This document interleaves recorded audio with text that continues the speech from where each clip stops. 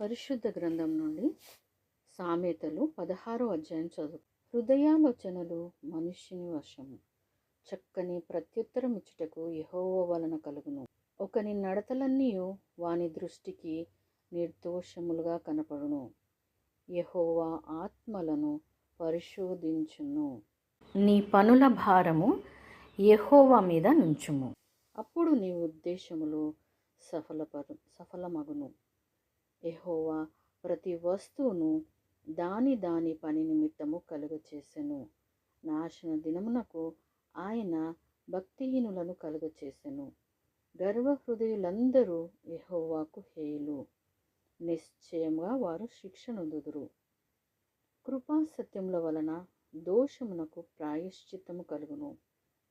యెహోవా యందు భయభక్తులు కలిగి ఉండుట వలన మనుష్యులు చెడుతనము నుండి తొలగిపోదురు.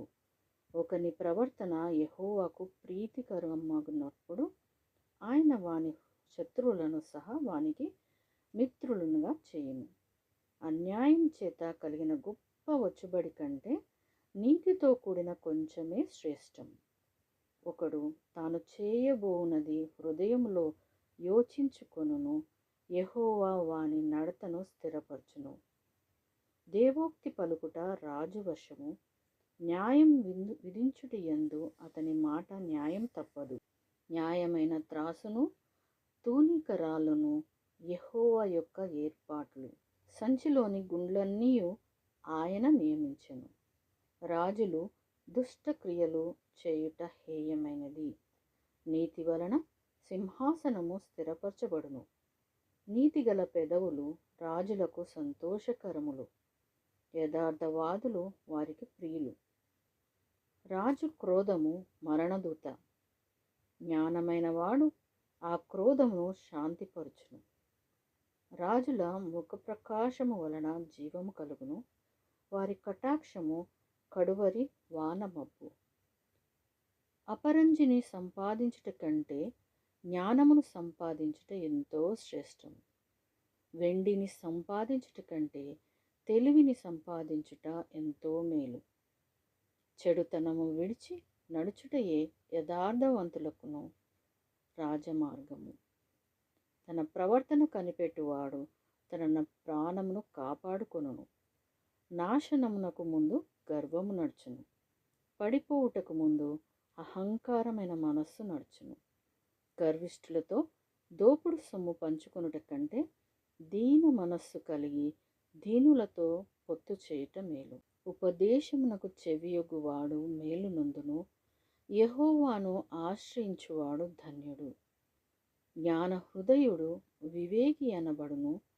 రుచిగల మాటలు పలుకుట వలన విద్య ఎక్కువగును. తెలివిగల వానికి వాని తెలివి జీవపూట. మూఢులకు వారి మూఢత్వమే శిక్ష. జ్ఞానుని హృదయము వాని నోటికి తెలివి కలిగించును, వాని పెదవులకు విద్య విస్తరింపచేయును. ఇంపైన మాటలు తేనెపట్టు వంటివి, అవి ప్రాణమునకు మధురమైనవి, ఎముకలకు ఆరోగ్యకరమైనవి.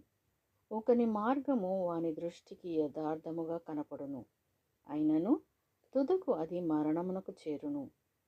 కష్టం చేయువాని ఆకలి వాని కొరకు వాని చేత కష్టం చేయించును, వాని కడుపు వానిని తొందరపెట్టును. పనికి మాలిన వాడు కీడును త్రవ్వి పైకెత్తును, వాని పెదవుల మీద అగ్ని మండుచున్నట్టున్నది.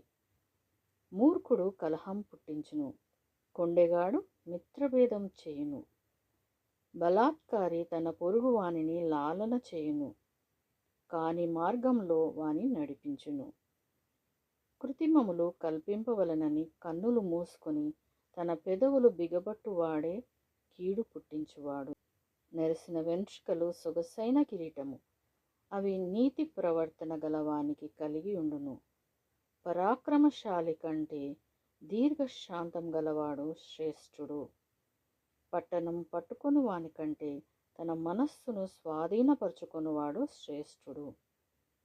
చీట్లు ఒడిలో వేయబడును, వాటి వలన తీర్పు యెహోవా వశము. దేవుడు తన పరిశుద్ధ వాక్యమును మనందరి వినికిడిలో ఫలింప చేయునుగాక. ఆమెన్.